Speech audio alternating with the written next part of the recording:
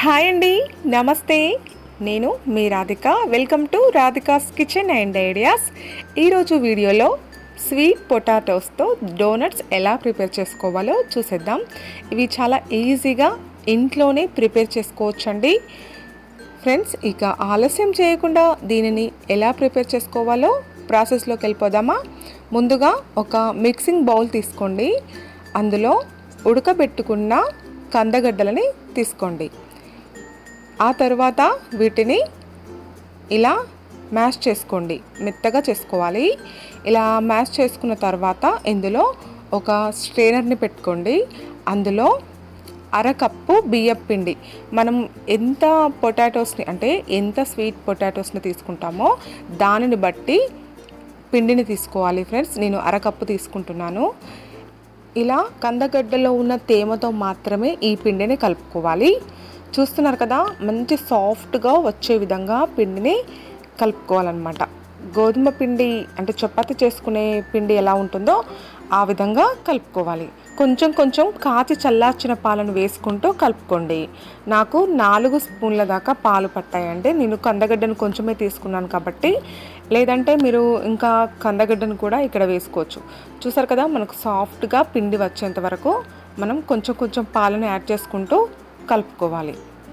ఇలా సాఫ్ట్గా రావాలి ఫ్రెండ్స్. ఏంటంటే మనము డోనట్స్ చేసుకునేటప్పుడు ఎక్కడ విరగకుండా రావాలి కాబట్టి మనకు సాఫ్ట్గా వచ్చేంతవరకు ఈ విధంగా కలుపుకోవాలి. చూడండి, ఈ విధంగా సాఫ్ట్గా రావాలి. చూసారు కదా ఫ్రెండ్స్, ఇలా సాఫ్ట్గా రావాలన్నమాట పిండి. ఇలా వస్తే మనకు పర్ఫెక్ట్గా డోనట్స్ అనేటివి వచ్చేస్తాయి.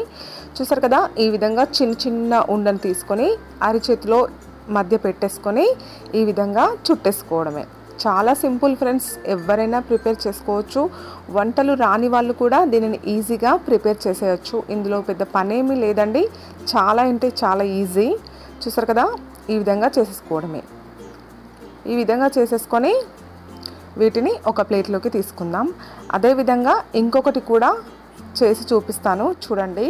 కొంచెం పిండిని తీసుకొని ఇలా అరిచేతి మధ్యలో ఉండలా చేసుకొని ఇలా ప్రెస్ చేసుకుంటూ చేసుకోవడమే. ఇలా కలిపేసుకొని రెండింటిని కలుపుకోవడమే ఫ్రెండ్స్. ఇది చాలా ఈజీ. ఇలా చేసేసుకొని ఒక ప్లేట్లోకి తీసుకోవడమే. చూసారు కదా, అన్నింటినీ ఇదే విధంగా ఇదే ప్రాసెస్తో చేయండి. ఇలా అన్నింటినీ ప్రిపేర్ చేశాక స్టవ్ ఆన్ చేసుకొని ఒక కడాయి పెట్టుకొని అందులో డీప్ ఫ్రైకి సరిపడా ఆయిల్ వేసుకోండి.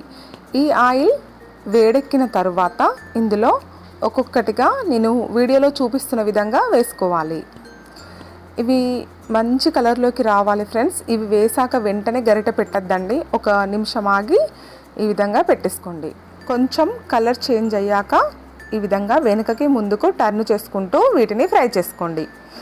చూసారు కదా, ఇవి మంచి గోల్డెన్ బ్రౌన్ కలర్లోకి వచ్చాక మనం వీటిని ఒక ప్లేట్లోకి తీసేసుకోవడమే. ఇలాంటి కలర్లోకి వస్తే మనకి ఇవి టేస్ట్ అనేవి చాలా బాగుంటాయి. చూసారు కదా, ఈ విధంగా వచ్చాక ఒక ప్లేట్లోకి తీసుకుందాం. అలాగే మిగిలిన వాటిని కూడా ఇదే విధంగా డీప్ ఫ్రై చేసుకోండి. వీటిని మంచి గోల్డెన్ బ్రౌన్ కలర్లోకి వచ్చేంత వరకు డీప్ ఫ్రై చేసుకోవాలి. గుర్తుపెట్టుకోండి ఫ్రెండ్స్. ఒక చిన్ని గిన్నెను తీసుకొని అందులో 2 స్పూన్ల చక్కెర వేసుకోవాలి, పంచదార. ఇలా వేసుకున్నాక 1 స్పూన్ గోరువెచ్చటి వాటర్ వేసుకోవాలి. ఇలా వేడివేడి నీళ్ళు వేసుకోవడం వల్ల మనకు చక్కెర అనేది తొందరగా మెల్ట్ అయిపోతుంది.